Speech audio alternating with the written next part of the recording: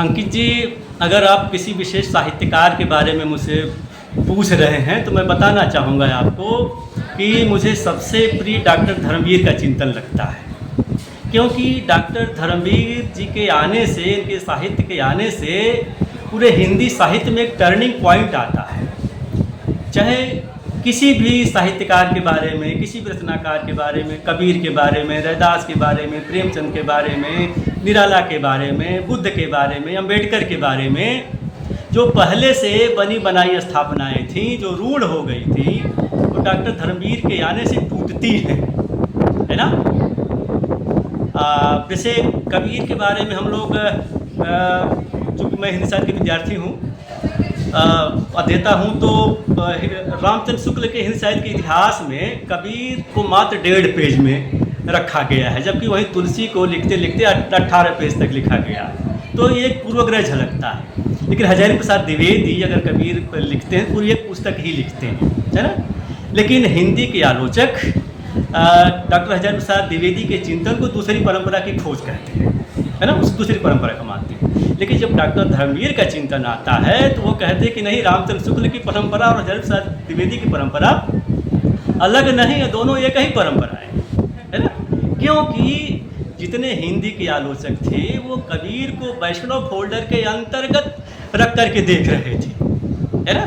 जैसे जो हमने इसके पहले जो बात की थी कि डॉक्टर धर्मवीर आजीवन चिंतन का पुनरुद्धार करते हैं और वो कहते हैं कि वर्ण व्यवस्था के भीतर हम नहीं हैं, तो दलितों के जो भी महापुरुष रहे हैं वो वर्ण व्यवस्था के भीतर नहीं रहेंगे।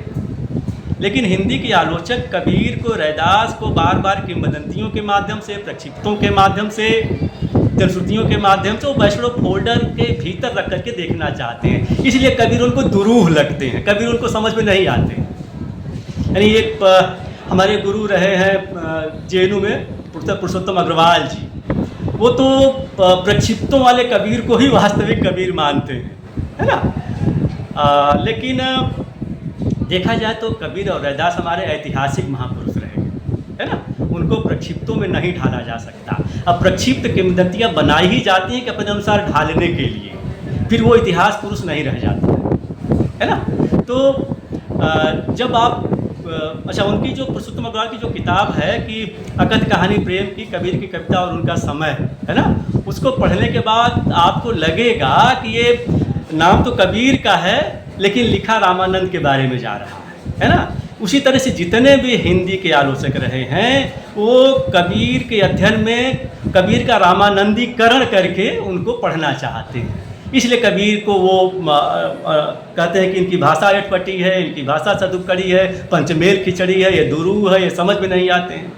कि डॉक्टर धर्मवीर पहली बार कहते हैं, माने उस वैष्णव फोल्डर के बाहर कबीरदास को खींच के ले आते हैं। जो सिर के बल खड़े थे कबीरदास जी, उनको पैर के बल खड़ा करते हैं।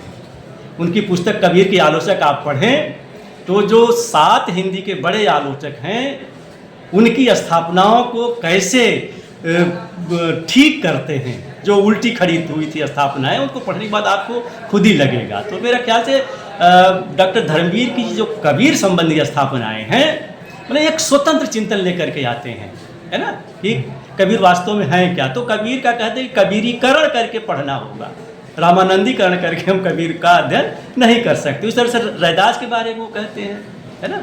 उस तरह से प्रेमचंद के बारे में, है ना, कई पुस्तकें आई हैं, प्रेमचंद की नीली आंखें आई हैं, खासतौर से जो कफन कहानी, सदगति कहानी को लेकर के और उनके उपन्यास रंगभूमि को लेकर के बड़े विस्तार से डॉक्टर धर्मवीर दिया है। आंखें खोलने वाली पुस्तक वो सब है।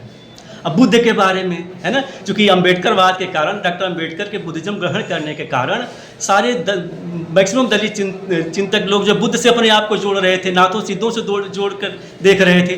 लेकिन जब डॉक्टर धर्मवीर आते हैं तो कहते नहीं, बुद्ध की परंपरा तो सन्यासी परंपरा है ना, वो गृह त्याग की परंपरा है। लेकिन हमारी आजीविकों की परंपरा, कबीर रैदास की परंपरा, वो गृहस्थ की परंपरा है।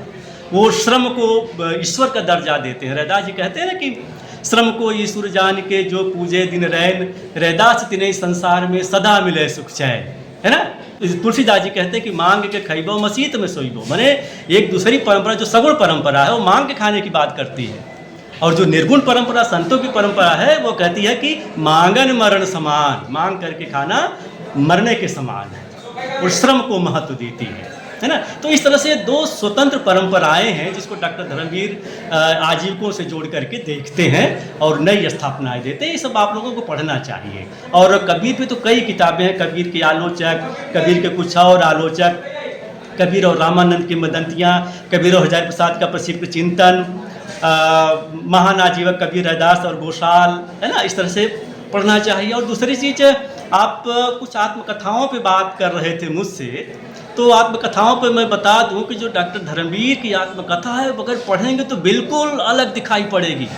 जिस तरह से अन्य आत्मकथाएं एक तरफ हैं और डॉक्टर धर्मवीर का जो हमने कहा कि एक टर्निंग पॉइंट आता है डॉक्टर धर्मवीर के आने से, तो आत्मकथा भी अगर आप पढ़ेंगे तो आपको लगेगा कि वाह क्या बात है, एक स्वतंत्र चिंतन है उसमें, है ना। जैसे वो ब्रह्म विवाह को बहुत बड़ा फैक्टर मानते हैं समाज की दुर्व्यवस्था का। जैसे ब्रह्म विवाह में उनका कहना है कि एक बार विवाह हो गया तो 7 जन्म तक वो चलता रहेगा, टूट नहीं सकता किसी भी कीमत पर, चाहे पति किस तरह से हो, चाहे जैसा हो, या पत्नी जिस तरह से हो, है ना। लेकिन उनका जो उनकी पुस्तक का नाम है मेरी पत्नी और भेड़िया, है ना। तो उनका कहना है कि शूद्रों में या दलितों में तलाक और पुनर्विवाह बहुत पहले से था। भाई आप गांव के हैं और गांव में पहले भी रहा है और आज भी आप देखते होंगे, दलितों में या शूद्र जातियां जो हैं, ओबीसी की जातियां हैं, उनमें अगर पत्नी में नहीं पट रही है तो 10 आदमी इधर से बैठ जाते हैं, 10 आदमी इधर से बैठ जाते हैं, है ना। पंचायत होती है, वो अपना सामान ले लेते, अपना सामान ले, तलाक हो जाता है, लेकिन फिर पुनर्विवाह करके रहते हैं, है ना। तो ये इनका जो सिविल कानून है वो हिंदुओं के, जैनियों के और बौद्धों के सिविल कानून से बिल्कुल अलग है ना। तो इस तरह से एक स्वतंत्र दर्शन है, स्वतंत्र चिंतन है। डॉक्टर धर्मवीर को मेरे ख्याल से सबको पढ़ना चाहिए। देखिए, मानना ना मानना अपनी जगह है, लेकिन उसे जानना बहुत जरूरी है। अच्छा, मैं देखता हूँ कि कुछ लोग डॉक्टर धर्मवीर का नाम लेने पे बिदक जाते हैं, और बिदकते क्यों हैं? क्योंकि वो पढ़े नहीं होते हैं। मैंने बिना पढ़े बिदकना, अब मैं उम्मीद करता हूं कि अगर वो पढ़ लेंगे फिर उनका बिदकना दूर हो जाएगा।